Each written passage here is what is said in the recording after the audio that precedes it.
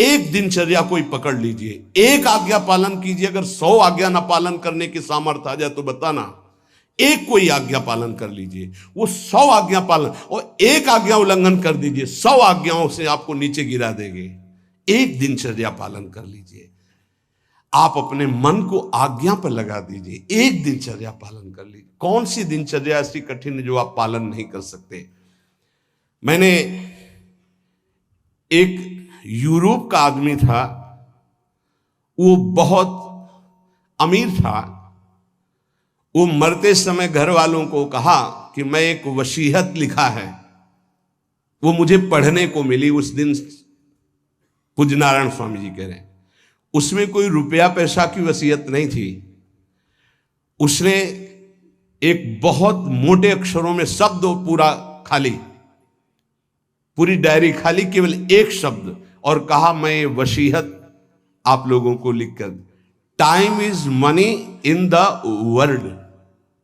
सही शब्द है कि गलत है? वर्ड होगा, हाँ, क्योंकि ज्यादा पढ़े लिखे। Time is money in the world. दुनिया में सबसे बड़ी संपत्ति समय है। दुनिया में सबसे बड़ी संपत्ति समय है। जब से मैंने ये पढ़ा तो इस दास ने समय की सदैव कद्र की है, हर समय को सार्थक किया है। या निरर्थक करने में समय की सार्थकता समझ रहे हैं। निरर्थक सोना, निरर्थक बातें करना, बिना भजन के जो सेकंड गया व्यर्थ गया। बहुत सुंदर बात है। जिसने समय की कीमत पहचान ली वो सबसे बड़ा संपत्तिवान। Time is money in the world. संसार में समय ही सबसे बड़ी संपत्ति है। समय की सदुपयोग वृत्ति, राधा राधा राधा राधा, इसको पाबंदी में बांधिए, तुम्हारा लोक परलोक दोनों सुधर जाएगा। समय को एक, इस समय ये, इस समय ये, इस समय ये, इस समय। परसों जब इसी का सत्संग हुआ था तो ये हुआ था कि यदि आपने किसी को 5 बजे का समय दिया तो 5 मिनट पहले पहुंच जाइए। ये साधक का लक्षण होता है। अगर 3:30 बजे से वाणी पाठ होता है तो आपको यहां 3, सवा 3 बजे ही उपस्थित हो जाना चाहिए। आप सर्वांतर्यामी भगवान के द्वारा दिया हुआ दिव्य मानव देह और दिव्य सत्संग और इसको दिव्य बनाने का अवसर खो मत। नहीं, ये सोने के लिए नहीं, ये व्यर्थ के लिए नहीं, ये मुंह दिखी करने के लिए नहीं है, ये अंता से पालन करने के लिए है। जब से मैंने ये शब्द पढ़ा था, time is money in the world, तो अपने जीवन में कभी 1 मिनट भी व्यर्थ नहीं खोने दिया। 1 मिनट भी। देखो, यही लगन नींद पर विजय प्राप्त करवाती है। यही लगन कि मुझे समय बर्बाद नहीं करना, जितना अधिक से अधिक भजन।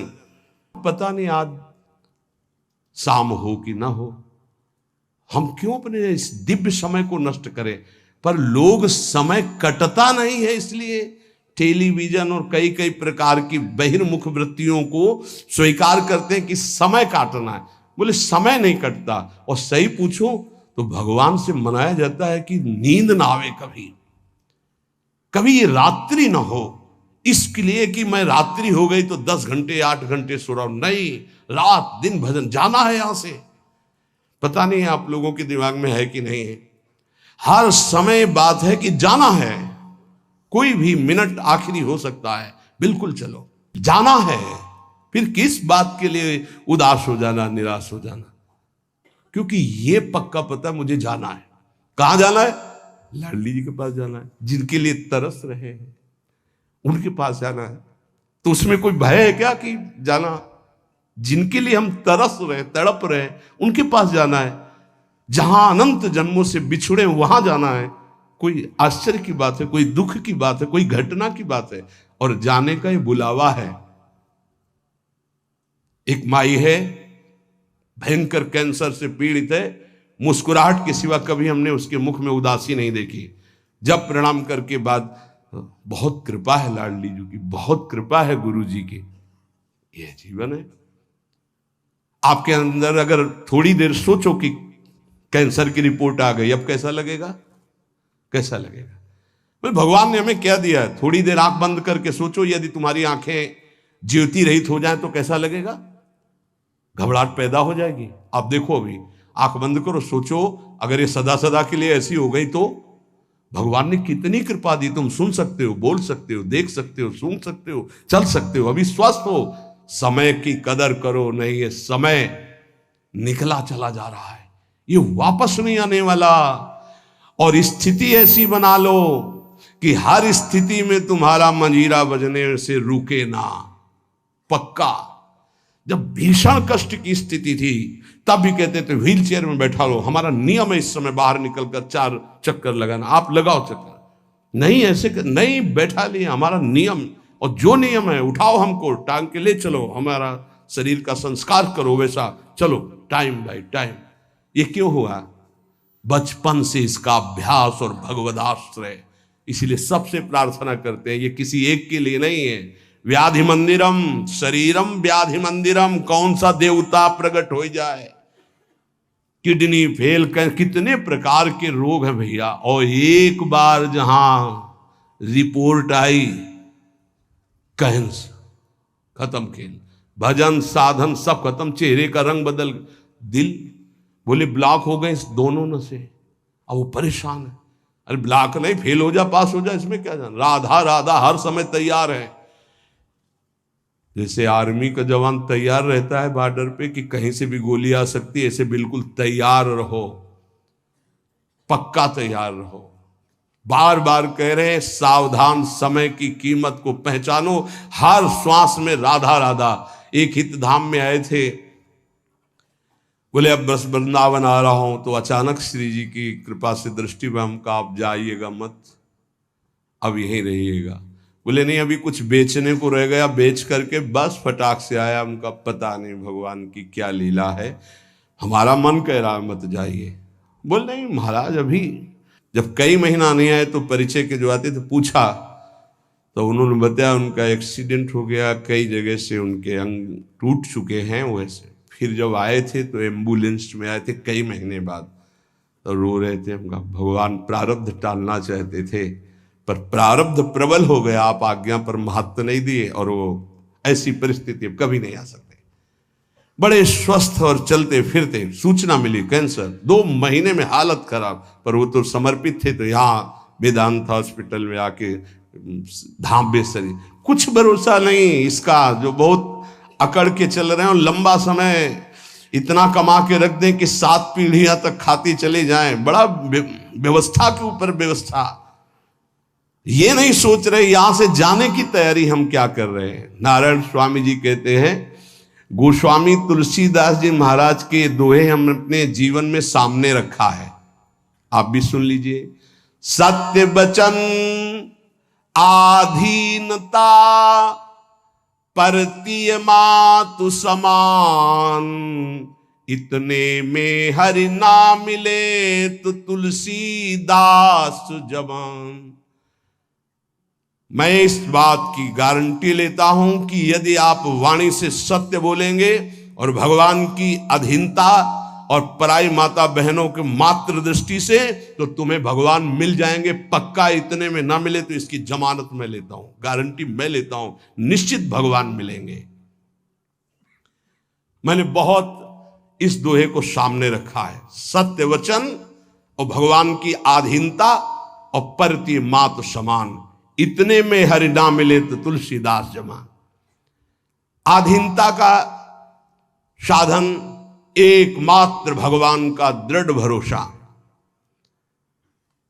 जब मैं गोमती नदी के किनारे भजन किया, नारायण की आज्ञा से, अलग अलग आज्ञा होती जाती थी भगवान की, तो वहां से चाहे वो हिंदू हो, चाहे वो मुसलमान हो, चाहे ईसाई हो, कोई भी निकले, हमको सबको नारायण दिखाई दे, सब में नारायण दिखाई देते थे। सबकी चरण रज माथे पे लगाता, सबकी चरण रज माथे पे लगा। अगर कोई इस साधन को कर ले तो बहुत जल्दी देहाभिमान गलित हो जाए।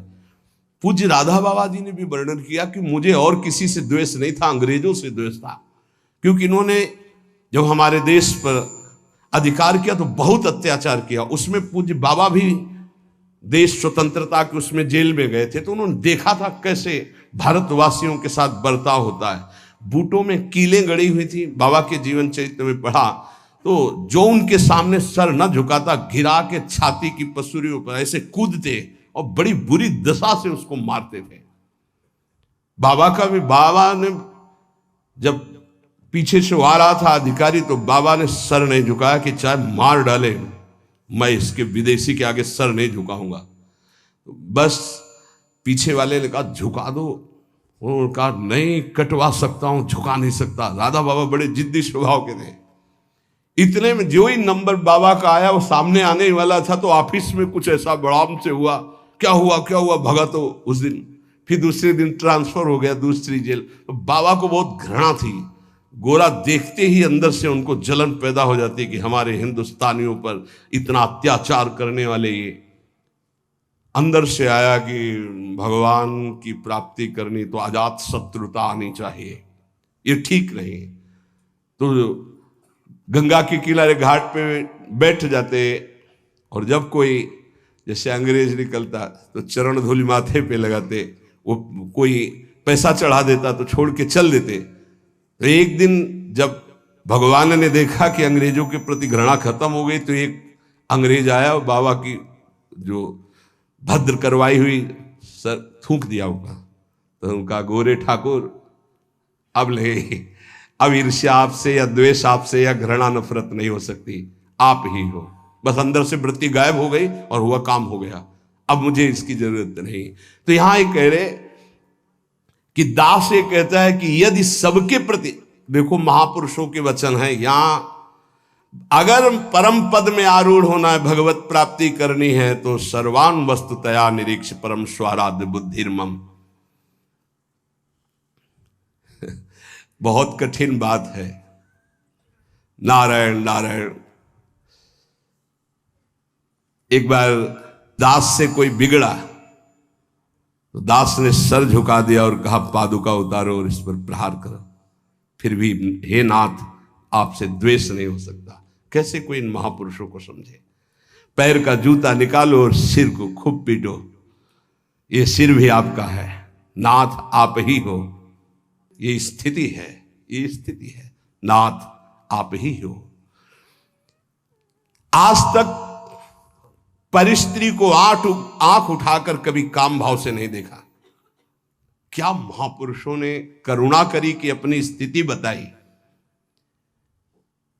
जब कभी मन ने साधन काल में आकर्षण किया तो हमने ऑपरेशन करके दिखाया मन को कि क्या है। चमड़े से ढका हुआ शरीर, मांस हड्डियां, मूत्र द्वार, मल भरा हुआ उदर में, फौरन मन भागा और नारायण की शरण में गया। ये क्यों लिख रहे हैं? साधकों के लिए। कभी कोई पाप कर्म नारायण से तब अज पा जा। आपसे प्रार्थना है जब आपका मन ऐसे करे तो ऑपरेशन करके मन को दिखाए कि कुछ नहीं है, व्यर्थ में क्यों समय नष्ट करोगे, क्यों हृदय मलिन करोगे। जो नियम तुम स्वयं स्वीकार किए हो या गुरुदेव ने दिए हो उसे कभी भी किसी भी स्थिति में नहीं छोड़ना चाहिए। चाहे सुखद परिस्थिति हो चाहे दुखद परिस्थिति हो, आप उपस्थित हैं उस समय। चाहे वो भजन का हो, चाहे वो सेवा का हो, चाहे वो व्यवहार का हो, आप ध्यान दीजिए, आपको परमार्थिक बहुत लाभ होगा यदि आप ऐसा करेंगे। भगवान की जो इच्छा है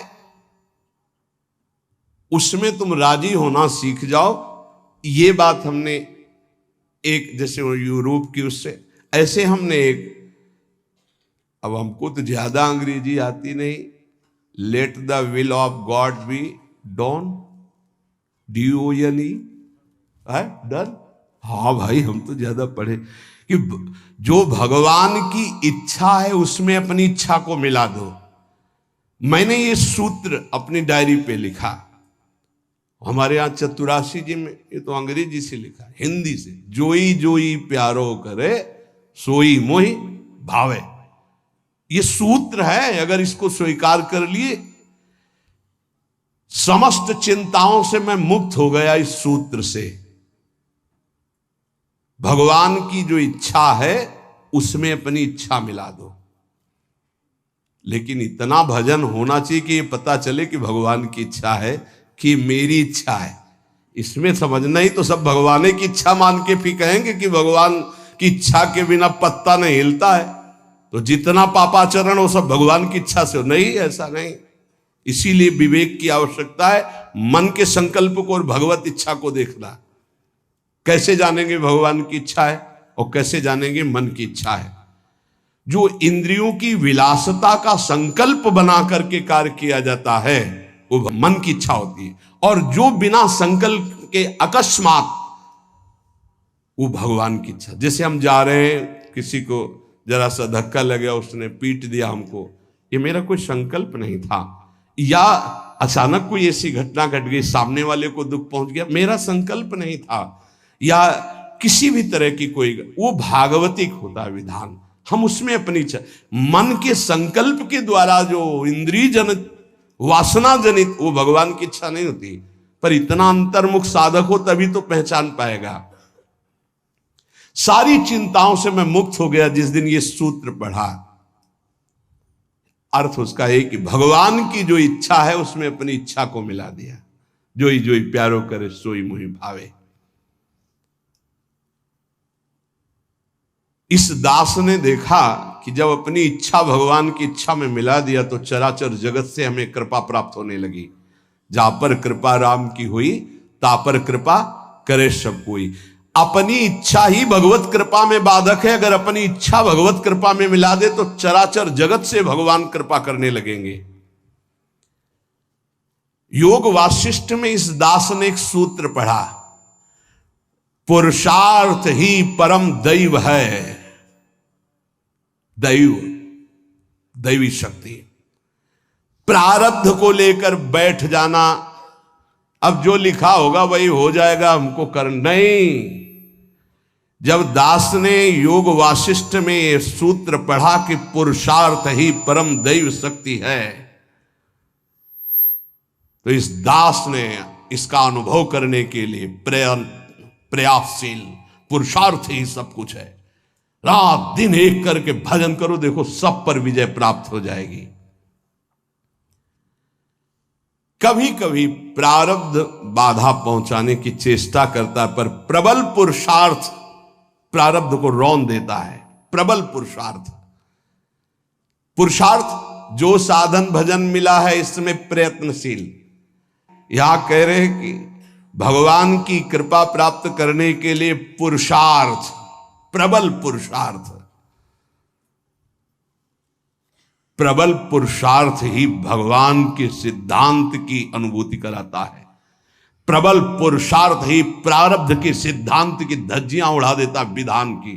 पुरुषार्थ में बड़ा बल है, बड़ा बल है। पर पुरुषार्थ भगवान के नाम जप से माना जाएगा, और ये लौकिक पुरुषार्थ प्रारब्ध को नहीं मिटा सकता। भगवान का नाम जप, जब हमारा पुरुषार्थ प्रबल होता है भगवत कृपा से, तब अद्वैत भाव की सिद्धि अत्यंत अनिवार्य हो जाती है। हर मार्ग के उपासक को अद्वैत भाव, एकमात्र जो सर्वत्र है वो यहां भी है। गुरुदेव भगवान को एक बार, इसके बाद द्वैत प्रेम का आता है। पहले द्वैत से अद्वैत और अद्वैत से द्वैत। अपने इष्ट देव को सर्वत्र देखने की चेष्टा करे, किसी भी अन्य अपने इष्ट देव के नाम रूप की निंदा अवहेलना ना कर दे, नहीं तो अपने इष्ट देव की भक्ति में फर्क पड़ जाएगा। जैसे परिक्रमा लगा रहे हैं, रास्ते में हनुमान जी का मंदिर है, आरती हो रही है, अरे क्या हनुमान जी, हम तो नहीं, महाभागवत है। आधा मिनट रुके, हाथ जोड़े खड़े हैं, आरती के दर्शन कर रहे हैं। राधा वल्लभ लाल आप इस रूप में हो, जय हो श्री राधा वल्लभ लाल की जय। आगे बढ़ दिए।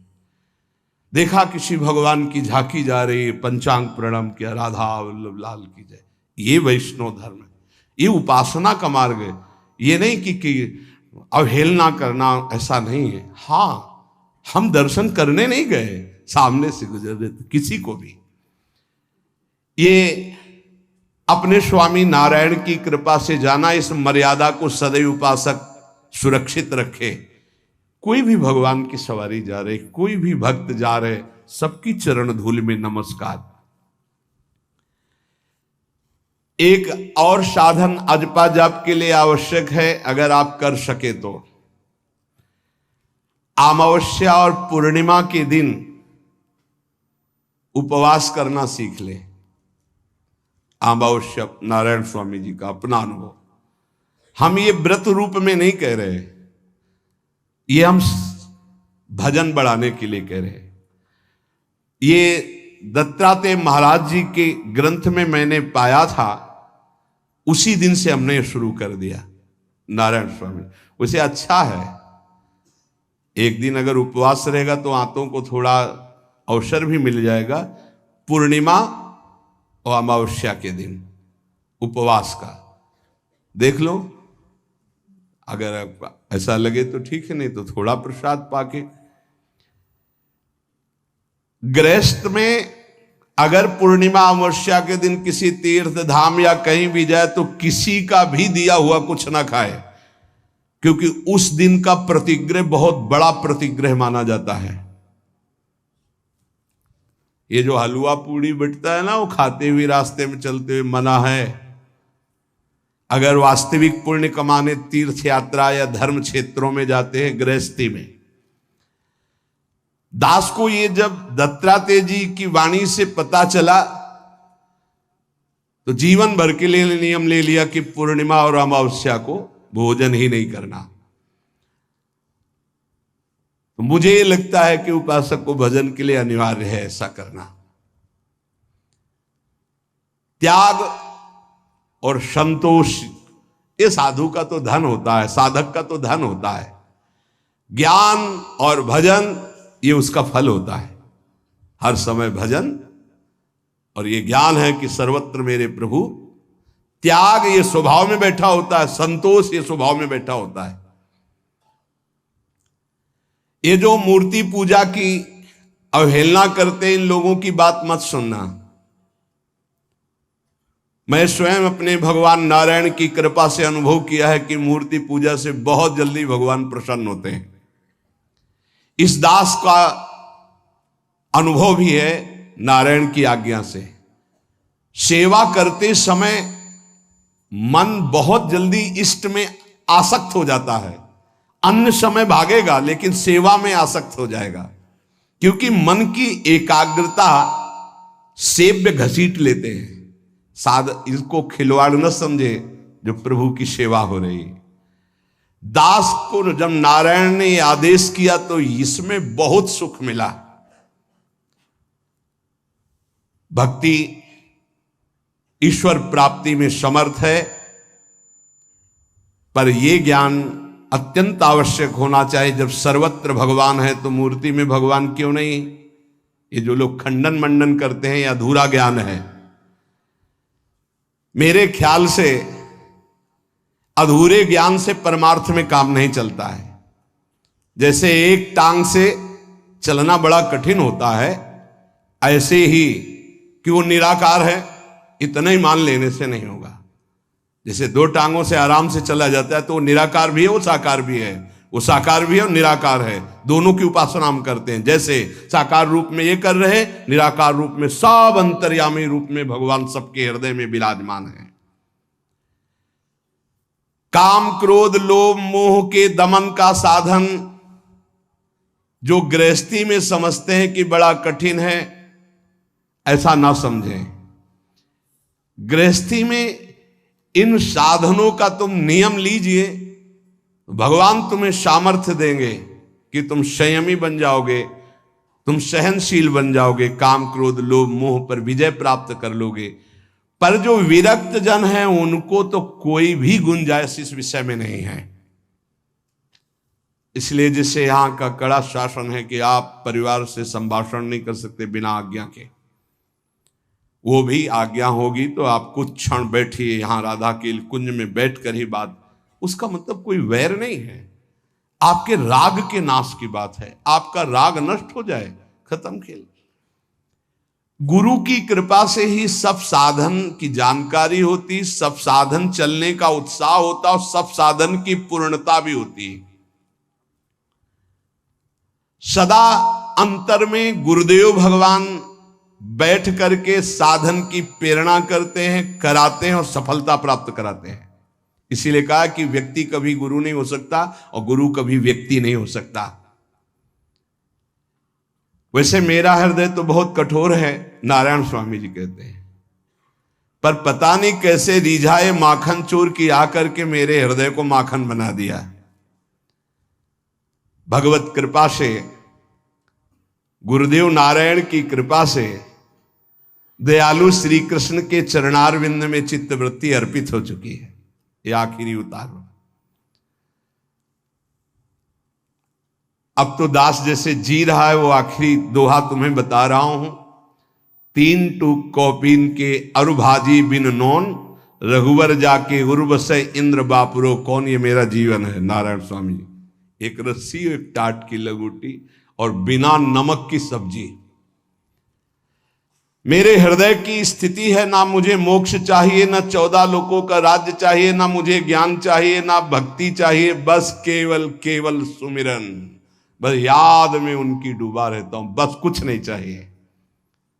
देखो मेरे हृदय में जो था मैंने बता दिया, तुम देखो अपने हृदय में क्या लाना चाहते हो। नारायण नारायण नारायण। नारायण स्वामी के जीवन की ये अमूल्य शब्द आप सुने।